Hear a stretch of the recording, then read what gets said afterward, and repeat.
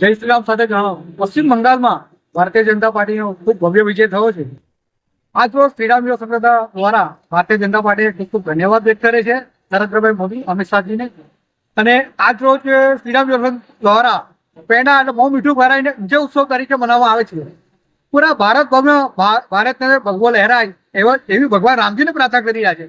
અને સાથે સાથે જો આ પરિસ્થિતિ આખા ભારતમાં ભાજપ સરકાર બને પણ સાથે હિન્દુત્વ સાથે કાર્ય કરે અને ઘણા બધા જે પ્રશ્ન છે તો નરેન્દ્રભાઈ મોદી ભારતની અંદર ગૌ માતા હત્યા કરનારને ફાંસીની સજા આપે અને ખેડૂતોને વળતર યોગ્ય રીતે મળે, ભારતમાં શિક્ષણ ફ્રીમાં મળે, મેડિકલ ફ્રીમાં મળે એવી અમારી માંગણી છે. ભારતીય જનતા પાર્ટીની જીત થઈ છે ઘણા વર્ષો પછી, કોને શ્રેય આપશો? તો ભારતીય જનતા પાર્ટીને જે શ્રેય મળે છે અમિત શાહ, નરેન્દ્રભાઈ મોદીની ખૂબ મહેનત છે.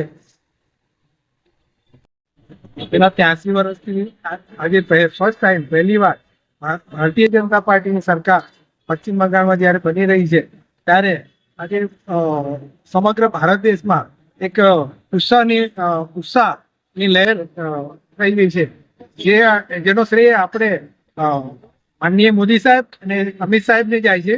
અને હવે પછી પણ ફરી જે ઇલેક્શન આવે, ફરી આ જ પરિસ્થિતિમાં ભારતીય જનતા પાર્ટી બહુમતીથી આવે એવી અમારી સૌ શ્રીરામ યુવા સંગઠન દ્વારા અમે એવી ભગવાનને પ્રાર્થના કરીએ છીએ. ભારત માતા કી જય.